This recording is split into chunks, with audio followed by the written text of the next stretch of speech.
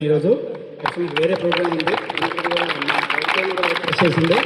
So అందుకని వచ్చిన మీకు చదువు ఒక్కటే మనకి ర్యాంకులు ఒక్కటే మార్కులు ఒక్కటే కాదు, చాలా ఉన్నాయి బ్రతకడానికి. చదువు ఒక్కటే కాదు, మన దగ్గర డిసిప్లిన్ ఉండి డిసిప్లిన్గా ఉండి పేరెంట్స్ ఏదైతే మీ మీద నమ్మకాన్ని పెట్టుకొని మిమ్మల్ని స్పోర్ట్స్ అయితే స్పోర్ట్స్, స్టడీ అయితే స్టడీ, ఏదో ప్యారలల్గా అన్నీ నడిపిస్తుంటారు.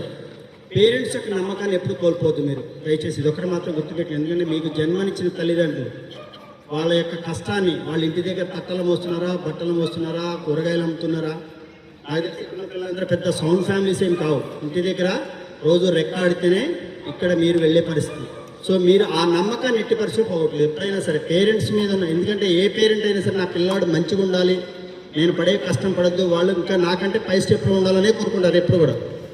మంచి ఎప్పుడు కొంచెం చేదుగానే ఉంటుంది, రిసీవ్ చేసుకుంటే కొంచెం కష్టం, బట్ కానీ వాళ్ళు మీ మంచి కోసం చెప్తారు. పేరెంట్స్ని చెప్పేదాన్ని దయచేసి నెగిటివ్గా తీసుకోకండి, టీచర్స్ చెప్పేదాన్ని నెగిటివ్గా తీసుకోండి. తల్లి, తండ్రి, గురువు, దైవం. దైవానికి ఎందుకు ప్లేస్ ఇచ్చండి సమాజంలో? తల్లి తండ్రి తర్వాత గురువు, తర్వాత దేవునికి ఎక్కడ ఇచ్చారు? 4వ ప్లేస్ ఇచ్చారు. దేవుడు తర్వాత ఫస్ట్ తల్లిదండ్రి, తర్వాత గురువు. ఎందుకంటే మీకు జన్మనిచ్చిన తర్వాత సమాజంలో ఒక మంచి పౌరుడిగా తయారు చేయాలంటే అది ఎవరి చేతిలో ఉంది? గురువు చేతిలో ఉంది.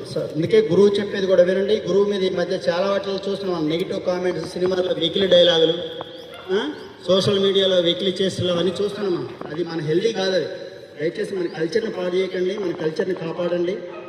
మీ పేరెంట్స్ చెప్పింది వినండి, వాళ్ళు మీ మంచి కోసం చెప్తారు. అలాగే మీ టీచర్స్, వాళ్ళకి ఏమి వ్యక్తిగత స్వార్థం, మీరు ఇచ్చే గిఫ్ట్లు, రివార్డులు, ఆస్తులు ఏమి ఇచ్చే పని లేదు. వాళ్ళకి మీరు మంచి సత్ప్రౌరులుగా తయారై మీరు మంచి పొజిషన్ ఉంటే అదే వాళ్ళకి పెద్ద గిఫ్ట్. అంతకు మించిన గిఫ్ట్ ఏది లేదు మీరు ఇచ్చేది. ఎక్కడైనా కలిసి సార్ నేను మీ స్టూడెంట్ అని చెప్తే ఆ టీచర్గా కలిగే ఆనందం వేరే ఉంటుంది, తెలుసా మీకు? ఇంకా నేను టీచర్గా పనిచేసాను, ఒక 7 years టీచర్గా పనిచేశాను, నేను గవర్నమెంట్ టీచర్గా. సో నాకు తెలుసది. ఒక విద్యార్థి సార్ వచ్చి నేను మీ స్టూడెంట్ నాకు ఇప్పటికీ ఫోన్ చేసి చెప్తుంటారు. అంటే ఎప్పుడైతే ఇంకోటి ప్రాథమిక దశలో ఎవరైతే విద్య నేర్పో ఆ టీచర్ని ఎవరో మర్చిపోతారు, తెలుసా? ఎందుకంటే మీకు మొదటి స్టెప్ వేసేది ప్రాథమిక పాఠశాల ఉపాధ్యాయుడు. సో ఎవరైతే ప్రాథమిక పాఠశాల నుంచి ఉన్నత స్థాయి వరకు ఎక్కడైనా సరే మీ టీచర్స్, మీ బోధకులు ఎవరైతే ఉంటారో వాళ్ళ దయచేసి ఎట్టి పరిస్థితిలో మర్చిపోకండి. వాళ్ళు చెప్పేది వినండి, వాళ్ళు మీ మంచి కోసం చెప్తారు. కామెంట్ చేయండి. ఇంజనీరింగ్ కాలేజీలో, మెడికల్ కాలేజీలో చూస్తున్నాం మనం.